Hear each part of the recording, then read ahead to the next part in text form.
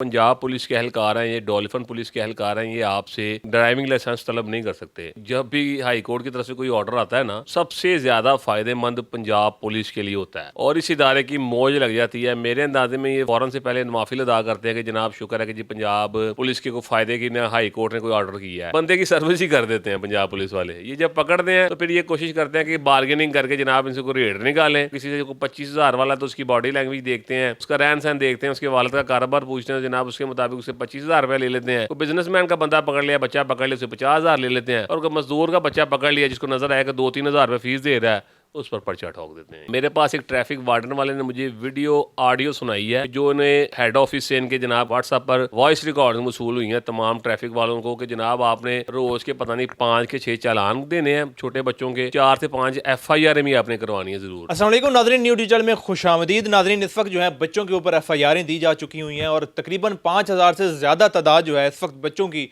जिनके ऊपर FIR हो चुकी हैं, कुछ हवालात में है, इस तरह कुछ मुख्तलिफ केसेस हैं। इसलिए आज हम माहिर कानून दान के पास मौजूद हैं, इनसे जानने की कोशिश करेंगे कि अगर मैं या हमारे घर का कोई बच्चा अगर बाहर बाइक लेकर निकलता है तो कौन वो पुलिस वाला है जो उससे उसका लाइसेंस पूछ सकता है। उसके अलावा अगर खुदा ना खास उसके पास लाइसेंस नहीं है और अगर उसके ऊपर केस हो जाता है, FIR हो जाती है, तो उसको क्या करना चाहिए। अस्सलाम वालेकुम सर। जी वालेकुम सलाम भजन। अच्छा सर, सबसे पहले अहम सवाल कि मैं बाइक पे इस वक्त अगर फ़र्ज़ करूँ मौजूद हूँ तो कोई मुझे पुलिस वाला रोकता है तो कौन सा पुलिस वाला है जो मुझसे लाइसेंस मांग सकता है या देखने के लिए तलब कर सकता देखें जी, ये बेसिकली जो कानून है ना, उसके मुताबिक तो सिर्फ ट्रैफिक वार्डन, ट्रैफिक एहलकार ही आपसे जो है ना वो ड्राइविंग लाइसेंस तलब कर सकता है।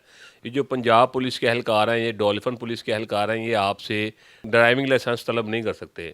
लेकिन आजकल जब से हाई कोर्ट ने इस पर नोटिस लिया है तो उसके बाद जो है ना वो DIG साहब की तरफ से भी एक जनाब पुलिस वालों को एक ऑर्डर कर दिया गया कि जनाब आम भी जो है ना आप लोगों का, गाड़ी वालों का या मोटरसाइकिल वालों का ड्राइविंग लाइसेंस चेक कर सकते हैं, उनसे तलब कर सकते हैं कि जनाब दिखाएं आपका ड्राइविंग लाइसेंस बना हुआ या नहीं बना हुआ।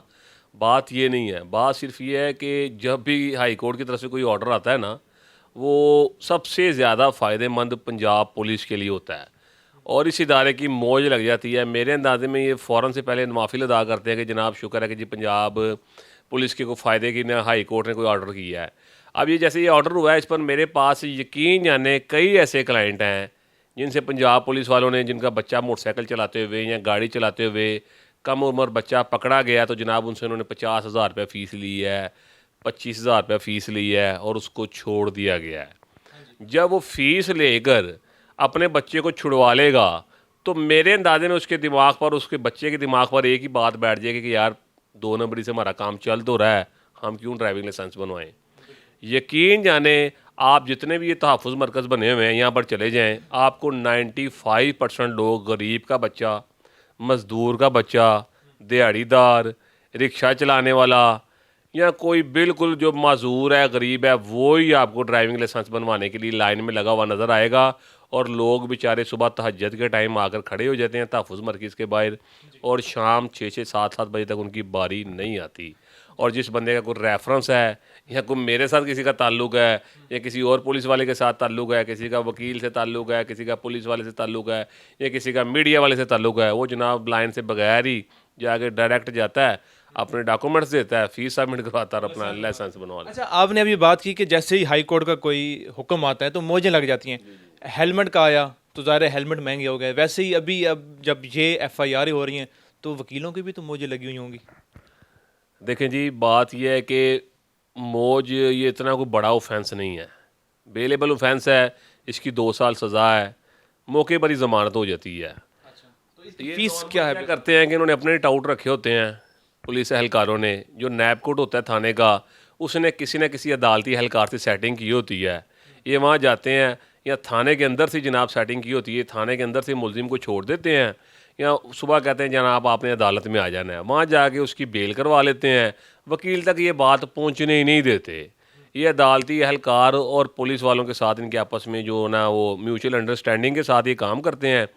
और अगर कोई वकील फ़ीस लेता भी है, मुझे लगता है इस काम में, तो ज़्यादा से ज़्यादा जब FIR हो जाती है तो फिर तो वालिदैन यही सोचते हैं अब तो पर्चा हो गया, मैंने क्या इतनी ज़्यादा फ़ीस देनी है, तो वो 5-10 हज़ार रुपये में अपनी ज़मानत करवा लेते हैं। लेकिन अगर पुलिस वाले बग़ैर पर्चे के उसका ज़िंदगी की ख़राब, फ्यूचर ख़राब किए बग़ैर और उसकी बेचारे का उसको पता होगा इसका कैरेक्टर सर्टिफिकेट पर क्रिमिनल रिकॉर्ड नहीं आएगा। मुझे नॉर्मली तौर पर यही कॉलें आती हैं कि जनाब आपकी मेहरबानी हमारे बच्चे का पर्चा होने से बचा लें, आपकी मेहरबानी वकील साहब पर्चा होने से किसी तरह बचा दें। अगर हमारे बच्चे का फ्यूचर ख़राब हो गया तो ना ये सरकारी नौकरी कर सकेगा और ना ये किसी बाहर के मुल्क जा सकेगा। तो ये जो कीमत पहले वसूल करते हैं ना पर्चे से पहले, वो ज़्यादा होती है। देखिए वकील ने तो अपने सर्विसेज के पैसे लेने हैं, लेकिन ये बग़ैर सर्विसेज के बंदे की सर्विस ही कर देते हैं पंजाब पुलिस वाले। ये जब पकड़ते हैं तो फिर ये कोशिश करते हैं कि बार्गेनिंग करके जनाब इनसे को रेट निकालें, और जनाब किसी से को 25,000 वाला तो उसकी बॉडी लैंग्वेज देखते हैं, उसका रहन सहन देखते हैं, उसके वालिद का कारोबार पूछते हैं, जनाब उसके मुताबिक उससे 25,000 रुपये ले लेते हैं। कोई बिजनेसमैन का बंदा पकड़ लिया, बच्चा पकड़ लिया, उसे 50,000 ले लेते हैं। और कोई मजदूर का बच्चा पकड़ लिया जिसको नज़र आया कि 2-3 हज़ार रुपये फीस दे रहा है, उस पर पर्चा ठोक देते हैं। अच्छा, एक शरीफ आदमी जिसके बच्चे पे अब FIR हो गई है, जिसने कभी ना अदालत देखी है, ना कभी वकील के पास गया, ना कभी थाने उसका जाना हुआ है, तो उसको क्या करना चाहिए? वो किसके पास जाए? वो अल्लाह के पास जाए। अब पाकिस्तान में यही है कि वो अल्लाह के पास चला जाए, क्योंकि पाकिस्तान में गरीब बंदे के लिए कोई कानून नहीं है, उसके लिए कहीं रहम नहीं है। वो बेचारा अगर जो अदालत में ज़िंदगी में कभी नहीं गया, जिस बंदे ने ना कभी थाना देखा है, तो ये हमारी हुकूमत की मेहरबानी है कि जनाब उस गरीब बंदे को, शरीफ बंदे को थाना भी दिखा दिया है, अदालत भी दिखा दिया है। वो बेचारा दर बदर की ठोकरें खाता है, पहले सारी रात थाने के बाहर रहता है, इस सोच में रहता है कि जनाब मेरे बच्चे पे कहीं तशद्दुद ना आ रहा हो, मेरे बच्चे ने खाना खाया होगा कि नहीं। और उसके बाद जब वो सुबह अदालत में अपने बच्चे को, छोटे बच्चे को, 15 साल, 14 साल, 12 साल के बच्चे को हाथों में हथकड़ियाँ लगे हुए देखता है, तो सोचें एक गरीब बाप पर, या कोई अमीर बाप भी हो या वालदा हो, उस पर क्या बीती है। तो मैंने तो कई प्रोग्राम्स में ऐसा कहा कि मेरी गुजारिश है IG साहब से भी और तमाम इदारों से भी कि बराए मेहरबानी जब कोई आप फैसला करते हैं, उस पर अमल दरामद करवाते हैं, तो थोड़ा सा पहले ना लोगों को एक आधा मौका भी दे दिया करें, ताकि लोग अगर फिर भी ना बाज आएँ तो उसके बाद आप वो सज़ा के हकदार हैं। ये फ़ौरन से पहले फ़ैसला लेते हैं और फ़ौरन से पहले उस पर अमल दरामद शुरू हो जाता है। यकीन करें, मेरे पास एक ट्रैफिक वार्डन वाले ने मुझे वीडियो ऑडियो सुनाई है कि जो उन्हें हेड ऑफिस से इनके जनाब व्हाट्सएप पर वॉइस रिकॉर्डिंग वसूल हुई हैं तमाम ट्रैफिक वालों को कि जनाब आपने रोज़ के पता नहीं 5 के 6 चालान देने हैं छोटे बच्चों के, और 4 से 5 FIR भी आपने करवानी है ज़रूर। और कई ट्रैफिक वार्डन्स वाले ने मुझसे मुलाकात हुई और मुझे क्या कि वकील साहब यकीन करें हमें तरस आता है छोटे छोटे बच्चों को, लेकिन हमारी मजबूरी है, हमारी नौकरी है, अगर हम नहीं करेंगे तो जनाब हम नौकरी से जाएंगे। इसलिए जनाब हम छोटा बच्चा पकड़ दें तो हमारी कोशिश होती है कि जनाब इसका पर्चा हो और इसके वालिदैन जो बेचारे ना वो दर बदर की ठोकरें खाएँ। बस ऐसा ही चल रहा है हमारे मुल्क में। आपने अभी बताया कि व्हाट्सएप पे बताया, वो सुना गया जो आपने सुना कि इतनी FIR डेली की होनी चाहिए, तो बच्चों का मुस्तकबिल क्या होगा बच्चों का? देखिए जी, पाकिस्तान में तो पहले ही बच्चों का मुस्तकबिल कोई नहीं है। यहाँ पर अमीर का बच्चा अमीर है और गरीब का बच्चा दिन ब दिन गरीब तर होता जा रहा है। और अगर कोई गरीब का बच्चा पढ़ जाता है तो वो बेचारे का करैक्टर सर्टिफिकेट में जनाब जब क्रिमिनल रिकॉर्ड लिखा जाता है तो वो बेचारा फिर सरकारी नौकरी से भी जाता है। मेरे पास रिसेंटली एक क्लाइंट था, वो बेचारा सरकारी नौकरी पे उसने जनाब रिटन टेस्ट क्लियर कर लिया, इंटरव्यू में जनाब उसने पेपर दिए, बाद में जब करैक्टर सर्टिफिकेट उसने अपना पेश किया, डॉक्यूमेंट्स में उन्होंने तलब किया कि जनाब अपना करैक्टर सर्टिफिकेट दें, उन्होंने उसका रिकॉर्ड देखा तो उस पर जनाब एक काइट फ्लाइंग एक्ट का पर्चा था। एक छोटा सा ऑफेंस है ये कि उसके घर पर उसका कोई भांजा पतंगबाजी कर रहा था, छोटा बच्चा था तकरीबन 9-10 साल का। पुलिस आई घर के बाहर, वो नीचे उतरा तो उन्होंने कहा ये छोटे बच्चे को क्या लेकर जाना है, वो उसके मामू को पकड़ के ले गए, उस बेचारे पर काइट फ्लाइंग एक्ट की FIR दे दी।